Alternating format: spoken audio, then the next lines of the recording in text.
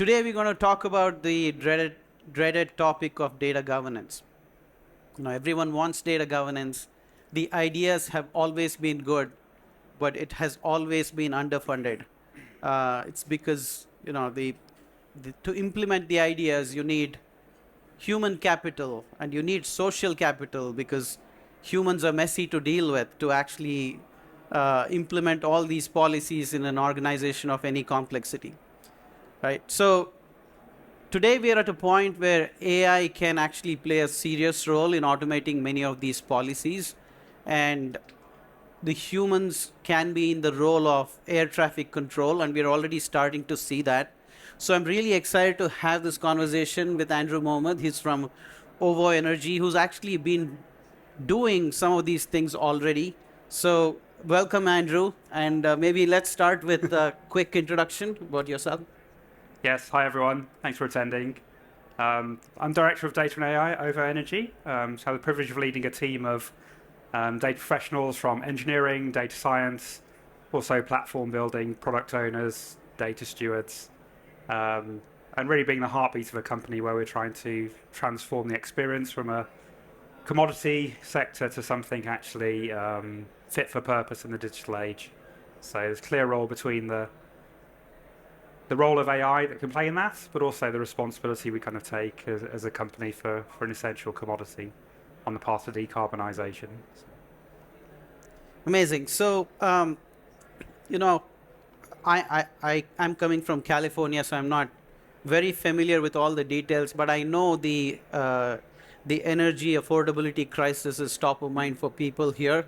And, OVO Energy is obviously thinking about this quite a bit. Maybe in that context, kind of walk us through the customer-facing applications that you've built, which are AI-centric, and then we can work backwards from that to talk about governance. Yes. So we've obviously been very excited with the leaps and bounds in agentic AI. And I think one of the critical things is building trust, both as an energy supplier, but also with the technology we kind of use. So we've been quite open about embracing this kind of technology. And one of the key areas is helping customers who are with a vulnerability. So it's part of our license conditions as an energy supplier, not just to supply energy, but 30% of households exhibit some form of vulnerability, and that could mean anything from challenges in affording their kind of energy to having a medical condition where you need heating and electricity supply to be continuous for a medical reason. It could be that people have got temporary vulnerability with a loss in job or change in circumstances, and therefore we have like a duty of care to support those customers through that journey. And one of the things we kind of find is that when customers call in, they may not start with this. They want something to happen or a service from us. And we've obviously seen in the data occasions where customers, depending on their pay cycle, actually their heating use depends more on the funds they have in their bank than the temperature outside. So these are some of the most vulnerable members we have in society and a duty of care. So we kind of built an autonomous AI application to say, well, for contact center advisors who are busy with thousands of calls and there's lots of nuance around language, that can really act as a co-pilot for them. So when customers are explaining their circumstances or their bill, they might just happen to mention they've got like a young child at home, or it's been a bit tricky to afford it this month. And in the busy hub and above of all the kind of noise in the conversation, that can go through the radar. So we built an autonomous system that can actually say, at that moment something's been detected, to say, hey, there's been some mention this customer's vulnerable, provide an opportunity to kind of classify what that could be, and then prompt the advisor to turn the tack on the conversation to say, hey, how can we help you? How can we record actions or help available, from many of our partners we work with to help them. So that's something we've scaled to 70% of our advisors. It takes about 3 to 6 months to build, and kind of live in production, and we've seen like quarter on quarter a 50% increase in the number of customers that we've kind of flagged on the live priority services register that we kind of share with water companies and other utilities as well. So it's a really positive use case of AI for good in terms of listening more deeply to customers that otherwise would have been missed in very nuanced conversations. Thanks for the context. So, one of the challenges in taking anything like this to production is having a good sense for the evaluation metrics and how does it actually finally impact the use case.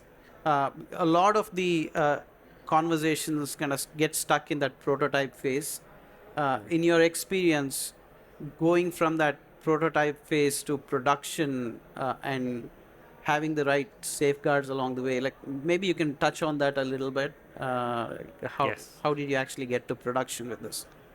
Yes. I think one of the key things is actually having almost the culture and mindset with people and directors and leaders of our contact centers that we will handshake on this is a product for good, not necessarily to drive a cost reduction outcome or a commercial outcome, but something actually we need as something for essential for our business to maintain its kind of license to operate and trust with customers.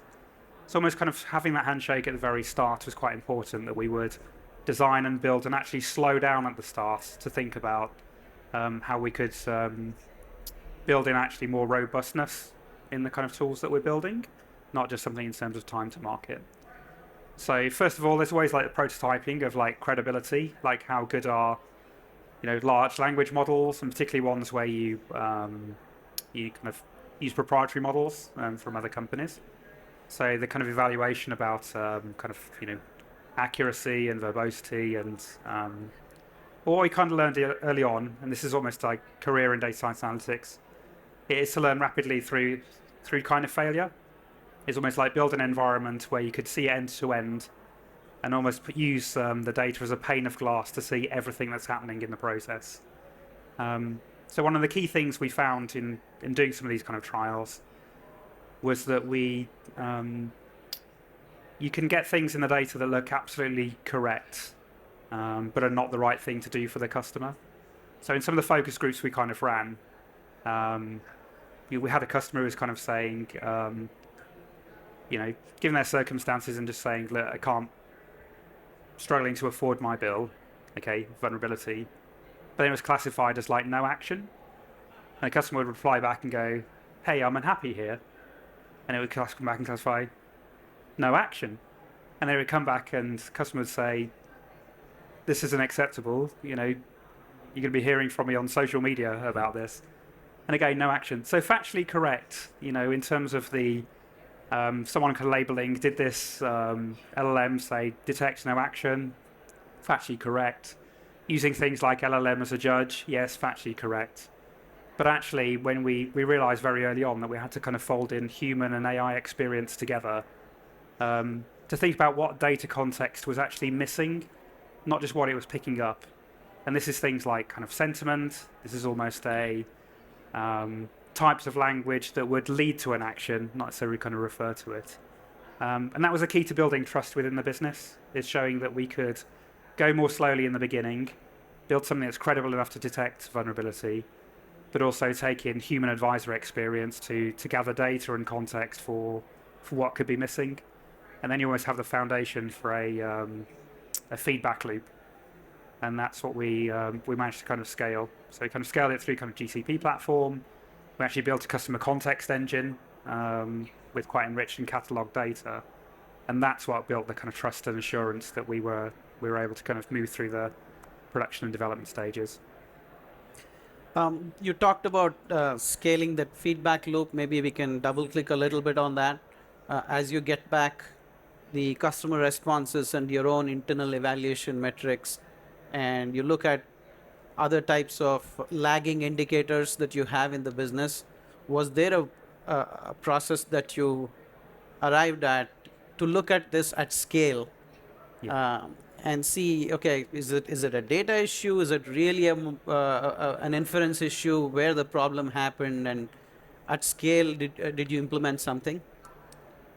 Yes, we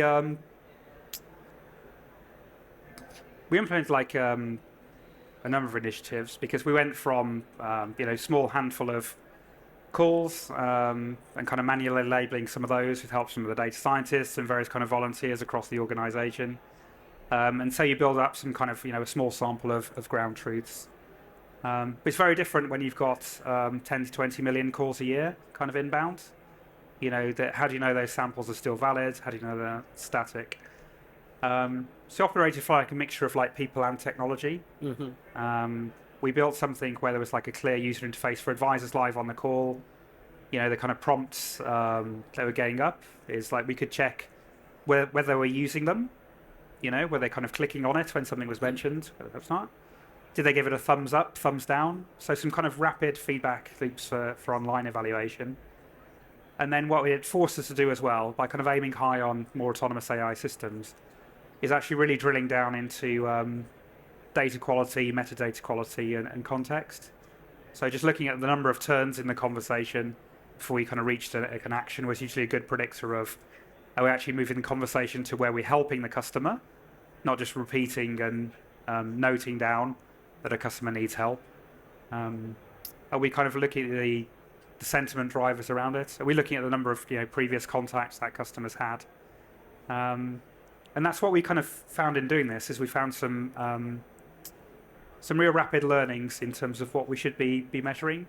So we noticed when we first deployed it, we thought, brilliant, we've nailed it. We've got a listening engine. It'll help customers to say, there's something we've missed. We can offer you more help. And that'll be a big reassurance. What we actually found was that we actually had more repeat contacts. You can obviously imagine, like, the kind of director of customer operations seeing more call volume coming in and implementing this tool and a higher cost.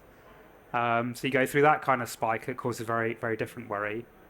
But again, once we kind of brought it back to enforcing a stronger taxonomy of what the vulnerabilities were, we often found that people with a medical vulnerability, they really wanted the time to explain what their situation was.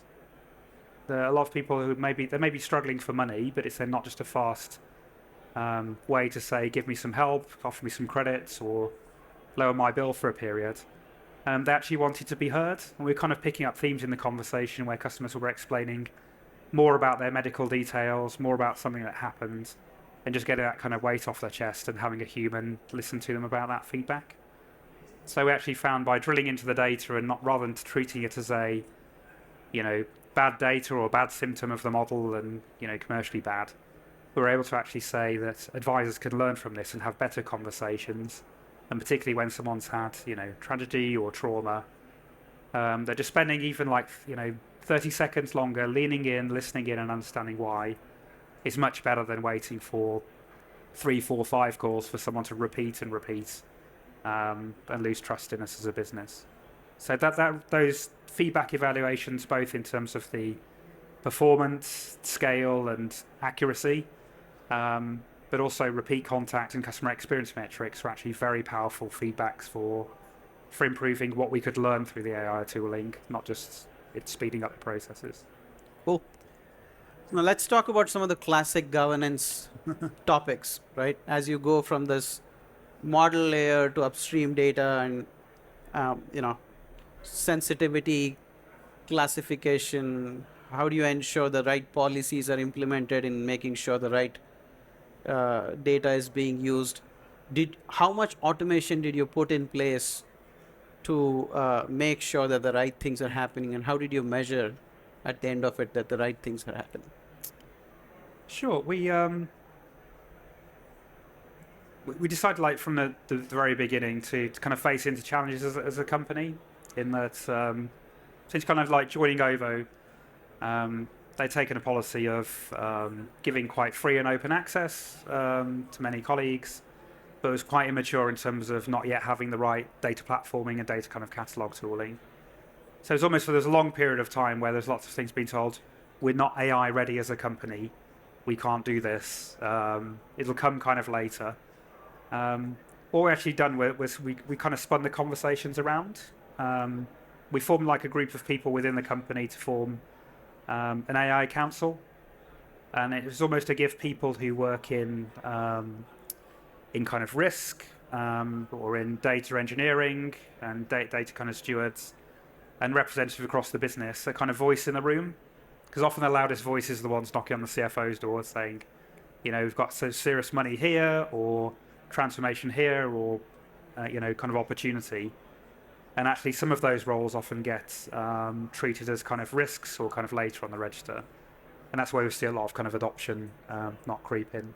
So actually having a voice in the room where we could almost get people to help us design what those standards were in terms of having a central place to digitize and put our customer care policies, having a clear taxonomy that was well ordered and well structured, and then also having a place where that could be improved from the feedback meant that we were designing data governance not as a risk to be managed or something to be pushed later down the line, but to actually say this is actually the handshake with the customers. If we're not presenting them the right data, if we're not presenting them the fact that we're kind of listening and feeding it back, they'll never trust us, And I think that's the difference between having data that you can confidently print back. Yes, we heard you last time, and we recognise this. Is it still the case that, you have an elderly person at home and you're caring for children? Is it, just being able to kind of follow up on that is the difference between a warm handshake that we trust you, we're listening, and we can play that back, versus a registered complaint that we missed something or the follow-up calls as well, and you react. So we didn't even badge it as data governance. We talked about ontologies, we talked about customer personalization, we talked about trust and reputation as key, and we started talking about it as a data as the fuel, but governance as the kind of handshake for trust with the customer. And it just kind of elevated the people in those roles to have a stronger voice in co-designing and developing the AI, rather than being a risk or afterthought, which is a... Gone. I think we need a mic here. I think.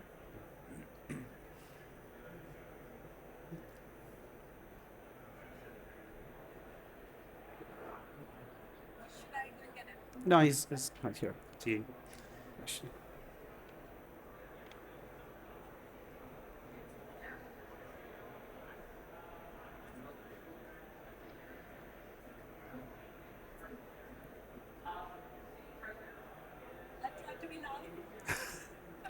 Maybe repeat the question after that. Yeah.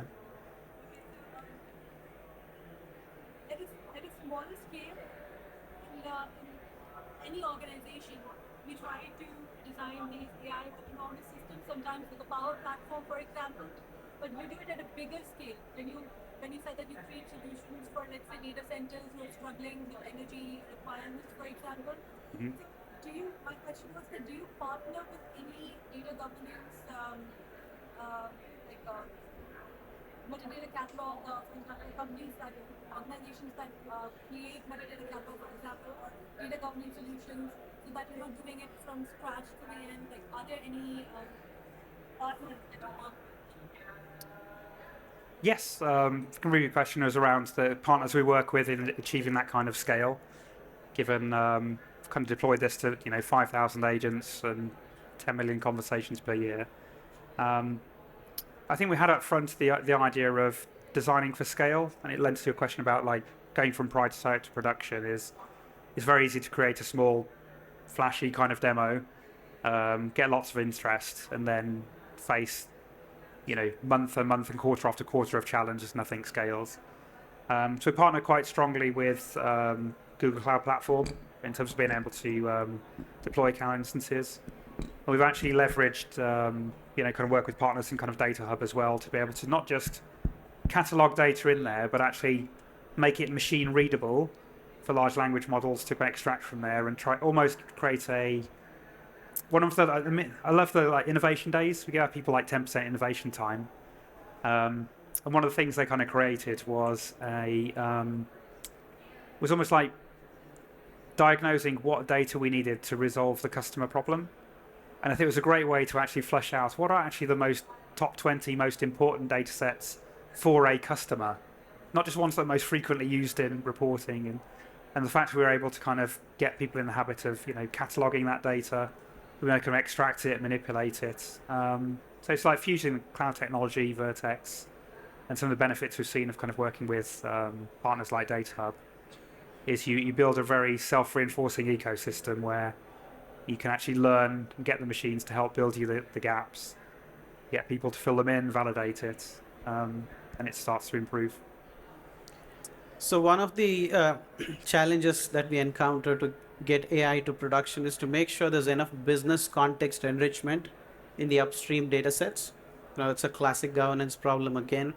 It's easier to get technical context, but how do you, at scale, through AI, get enough business context? Whether it's the taxonomy, like associating with that with the data, or the actual documentation of the data, and what have you done there to automate using AI? Yes, we've created many new roles in the organisation. We've probably gone from these kind of roles involve now teams working with data and AI teams almost as like co-creators or kind of like AI operators, I think we're kind of calling them.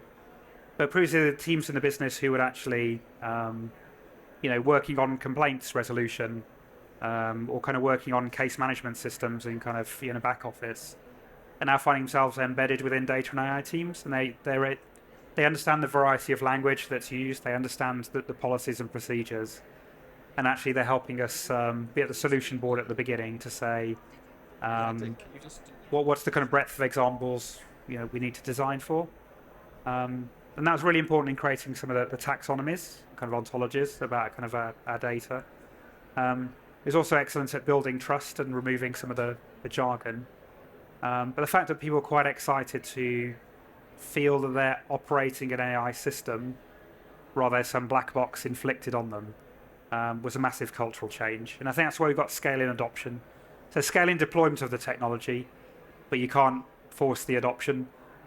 When people feel they've got a way to feedback, control it, and be at the solution board, that's where we got to very quickly from handful of pilots in the call center to 60-70% adoption across 5,000 people was pretty quick. So yeah, treating it as a new set of roles where we want to educate some pre-built models has been quite exciting for people to wrap their arms around this technology. So yeah, it's really not laying it on too thick about the autonomous side, and more this is how people can have these ever-increasing intelligent tools around them to do good things, And so humans are still kind of quarterbacking it, but you have. I think quarterback is the excellent word for it. Yes, it's almost like get it to the point where we test, and have human in the loop, and they were part of the evaluation team, and agreed very early on what kind of thresholds we needed to hit before we'd even release anything to a customer with human in the loop, and then release things that could be actioned confidently as well, and almost having that kind of quarterback role that could, have their hand on the controls to say this is improving, and if we see a thing where accuracy decreases or there are new topics coming up, we've very much got people who can then retract it back, work with the team, and it becomes a very fast cycle, online and offline evaluation. So it's these kind of hybrid teams are working really well and becoming quite a powerful voice in AI that everyone feels part of it, not overtaken by it. Awesome. So as you look forward, you have something in production. What are the things that you're most excited about where AI can automate the process? There's a huge number of possibilities, really. Well, things like working within the kind of energy kind of retail industry. We're on a mission to decarbonize the energy retail sector. But earlier in the conversation, I mentioned that 30% of households have some form of vulnerability or affordability. So there's no way we're going to just leap in that conversation in a single bound. The way I kind of look at it is I see lots of data products and AI products becoming the customer products and pushing those over the front line. But often the biggest role they can play is abstracting away complexity for customers. So the fact that as an industry, we measure people's energy usage on a smart meter every 30 minutes, all this high frequency data. So we're not expecting people to sit at home and suddenly become, day spot rate traders or kind of reactive. But actually, we've got systems to say, actually, using this much energy at this time of day, you've got two options. You could be on a tariff that's better for you, day-night rate, or here are some tips to reduce your energy. And just present it in a way that's more kind of natural language, more authentic. But importantly, if people recognize it's data that's accurate to them, they recognize their kind of usage, they believe it relates to what we've told them previously. We start the walk from their circumstances. So for me, it's that bridge between almost like customer personalization engine. We've heard you the last few times, and the sentiment was either positive or negative. So let's start there before we even talk to anything else. And then actually we can help people with these kind of small habits or micro actions to say, about making it easier to switch away from gas, making it easier to make the right call between turning off your heating and turning it down, and getting the bulk of the financial impact without being cold at night. There's some real behavioural opportunities we can help people to do some really positive things for them personally. Sorry, I think, do we have the mic? Thank you. So, do you work with any research organizations as well? Because the process mapping and also the ontologies and the taxonomies, that are being created, would be very helpful for in the research organization that if you want to partner with, and would probably enrich the kind of data that you're collecting. So, do you partner with any research organization, or are you planning to in the future? We're planning to. I think this is taking the area out of. We always want to bring the customer into the room, and I think that's a way to understand how these systems might evolve in a way that actually helps people with their lives. So where they want kind of less hassle but more authenticity. Far from the early days of ChatGPT being launched and jokes about hallucinations, it's not something we want to propagate. So no, it's like an active area of where I've worked previously in my career actually. We've done a lot of work with charities in particular, where that's kind of like mental health charities or helping people in financial circumstances, or with gambling charities. And I think bringing some of that back into tried and trusted ways that help people, talk to them authentically but not patronize them, is how we can help this hybrid human AI kind of model really feel helpful in society rather than a kind of necessary commercial angle to it. Amazing. I think we are out of time for more questions at this point. Oh, we have 2 more minutes. So we can take probably one question, I think. Let's see this.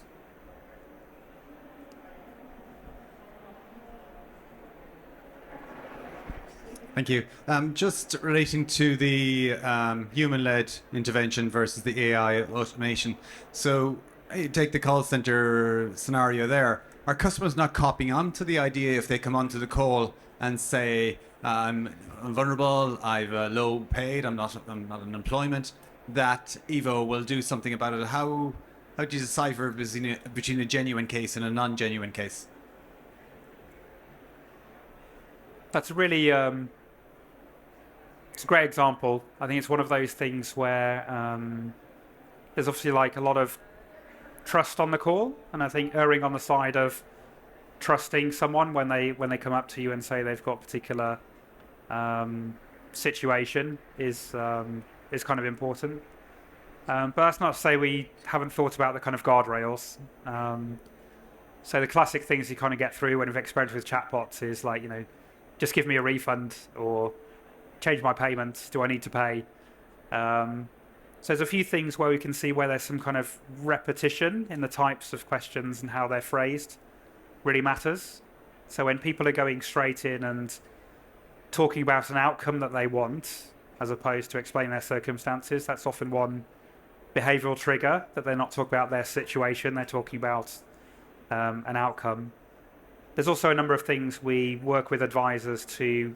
We actually have now route those calls to a specialist trained number of advisors who can help coach and have the right conversations. So they'll often engage in the conversation and ask how can engage the customer in what steps they can take to help themselves, what steps they've tried, what support they'd like to have. And quite often they'll kind of find the balance between people who call in, trying an outcome, saying, I don't want to pay, versus those who are genuinely have a scenario where they can't pay or have an issue. So I think we must err on the side of trusting our customers, but actually when in some of the data we capture on the phrasing of questions, the tone of questions, the repetition or how early they come in, that they're all things we can help nudge advisors to make sure they go deeper, make sure they ask the right questions, rather than just take something at face value.